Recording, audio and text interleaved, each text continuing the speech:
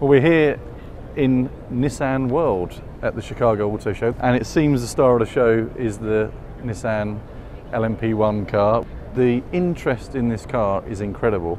They want to understand why the engine's in the front, why it's front-wheel drive, what the tunnels do, what the KERS system does.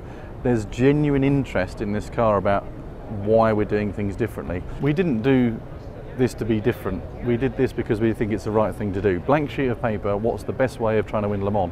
We think this is the answer. The three key areas of innovation on this car are the aerodynamics, the engine, and the hybrid system.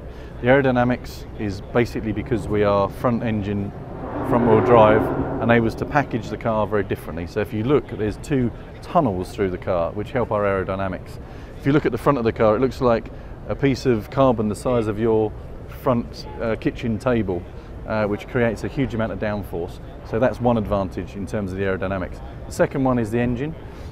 It's not really been talked about much, but Nissan know how to do V6s, and Nissan certainly know how to do twin turbo V6s, and this engine is a peach. Not only in this championship do you have to have a powerful engine, of course you have to have a reliable engine, but the engine has to be very efficient. We think that is one of our big advantages, the efficiency of this engine that we've come up with, because we're working with our engineers from NISMO who've got huge experience in V6 twin turbos and in the new Super GT Championship in turbocharging engines. So we think there's a big advantage. And the KERS system has been talked about a lot.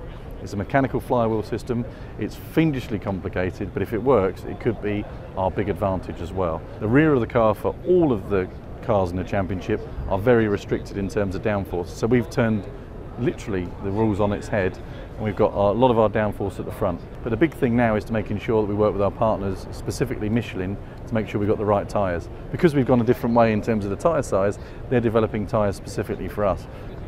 The thing with racing engineers, they're never ready. They always want another hour or another year to perfect whatever they're doing. There's a huge amount to do on this, and honestly, if we get to Le Mans this year and we're competitive, we know in the locker for the following year we've got seconds in hand because of the developments we can do.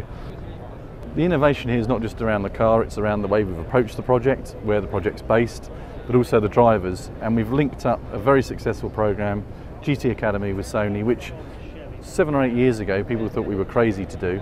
Now we've got 2 of those graduates from that program racing in this car. The drivers are having to relearn what they know in terms of how to drive the car, and it will take them a little bit of time to get the most out of the car. Of course, being front engine, front wheel drive, they will have a different experience, a different way of driving the car into the corners, through the corners and out of the corners, and that's something they're going to have to learn. And honestly, simulators help. So we talk about GT Academy, but genuinely these guys will be able to drive that. But some of them have never raced a front engine, front wheel drive car. They've all come through single seaters and rear engine. So these guys are now having to use their brains a bit, and they like the challenge of working out what they need to do differently. And we've got a really good group of guys, we've got no egos, and they're all helping each other understand. We genuinely believe our technology, our approach will win us through. This is not a pure marketing exercise, this is a sporting exercise, and the success of the program, of course, is making sure more people hear about us, more people like Nissan. I think that motorsport's become a little bit staid, and it's become a bit samey. Everyone's cars look the same but just with different stickers on. So they're applauding us for being ballsy, if I can say that, of being different, living our brand, innovation that excites. One journalist who has been in the business for 40 years said, "I'll be rooting for you at Le Mans," and that's what we wanted. We want people to want Nissan to do well. It's a lot easier to tell great stories when you're on the podium.